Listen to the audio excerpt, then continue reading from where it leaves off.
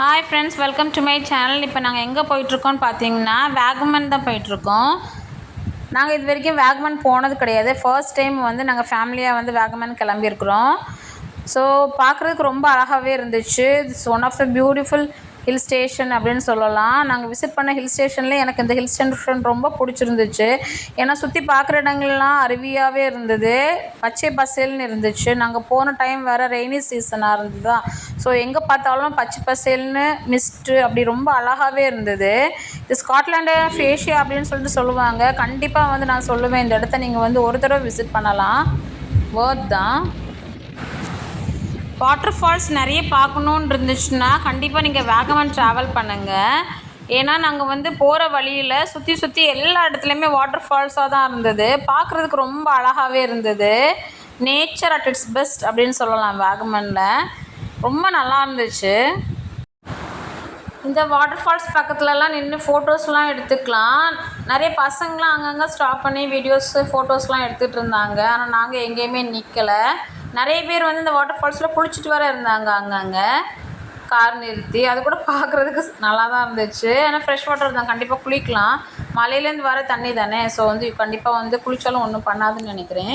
நிறைய பேரும் அந்த வாட்டர் ஃபால்ஸில் குளிச்சுட்டு இருந்தாங்க, நேச்சுரலாக வந்துட்டு இருந்ததுனால தண்ணி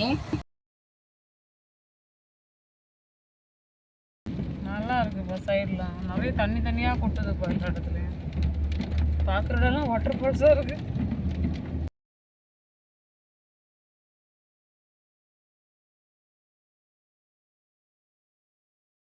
பாருங்கள், இதில் கூட நீங்கள் 2 ஃபால்ஸ் பார்க்கலாம்.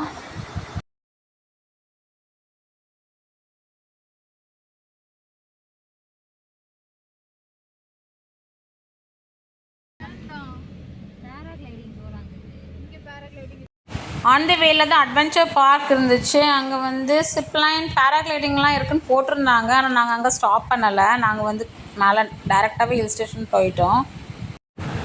நாங்கள் எப்படி பிளான் பண்ணியிருந்தோன்னு பார்த்தீங்கன்னா, ஆஃப் ரோட் ஜீப் சஃபாரி வந்து இன்றைக்கே வந்து முடிச்சிடணும்.